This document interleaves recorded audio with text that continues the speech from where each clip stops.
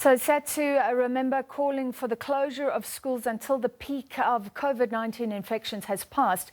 To discuss, we're now joined by Nkosana Dolopi, the Deputy General Secretary of SADTU, the South African Democratic Teachers Union.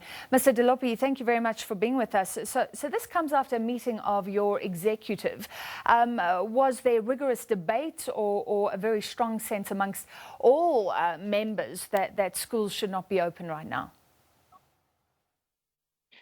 Look, the advantage that we had was that we got reports from our provincial structures. And these structures are usually relying on our schools where our members are coming from. So we had first-hand information from the level of the schools. So we could get a sense of what would have happened from the time the schools reopened up to when we had the National Executive Committee today. So from the reports we received, it was overwhelming that our system is not coping, to an extent that you look from the levels of attendance from the day the grade 12s and the grade 7s went back to school.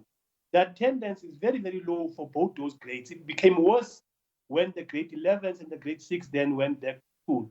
When the grade R's went back, it even became another picture because you had classes of 4 learners and so on and so forth. So the attendance, firstly, is very, very low since the reopening of the schools. But over and above that, I mean, we are also advised by science. And we are also advised by the material conditions where you are seeing a spike in terms of the transmissions. Also advised by what the World Health Organization is saying now, that we must make sure that there is some management of transmission at the level of our communities before opening schools.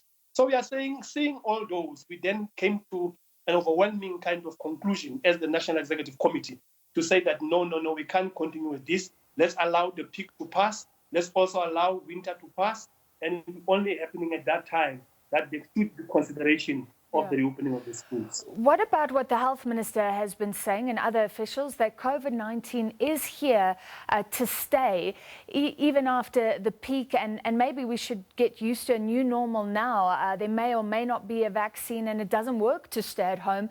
We have to find new ways of being at important places like schools. There's also a right to education. The health minister might not be having a better sense of what is happening at our schools, more especially at our township schools and our rural schools. I think maybe his material conditions are dictating his conclusion on whether schools should reopen and or not. But I am representing teachers who are teaching at township schools. I'm representing teachers who are teaching at rural schools. I'm talking about situation of learners at our township schools. I'm talking about situation of learners at our rural schools. There has been no learning, Francis, from when we reopened the schools. There's anxiety at our schools. The infections, even at the level of the schools, are growing. You remember when we started, there was some belief that learners are not susceptible to this virus. But there's an evolution now. Now we are seeing in South Africa a sizable number of our learners now infected, which is slightly different from the advice that we had when we started in March, April, and May. So based on that, I mean, there's also discussion of this thing being airborne now. So with new information, scientific information that is coming to the fore, we then said that what the minister might be saying really might not be what he understands to be obtaining at the level of the ground. There are still schools that don't have water. There are still schools that don't have toilet. There are still dirty schools that we're having. So when the minister speaks about hygiene, he might be speaking about the hygiene of schools in the affluent schools, and he might not be representing the schools in the township and in the rural schools. So the question of inequality maybe is the one area that we need to address, and which I think the minister is ignoring. I hear you, but I mean, you've raised economic conditions. What about the argument that many parents in South Africa simply cannot afford to stay home, so they have to go out to work, and then you have children being left at home if they're not going to school, some of them vulnerable to abuse, some of them not being looked after. Is that a consideration? Because the kids won't go to school, but the parents have to go to work. No, that is a consideration. The safety of our learners is very, very important.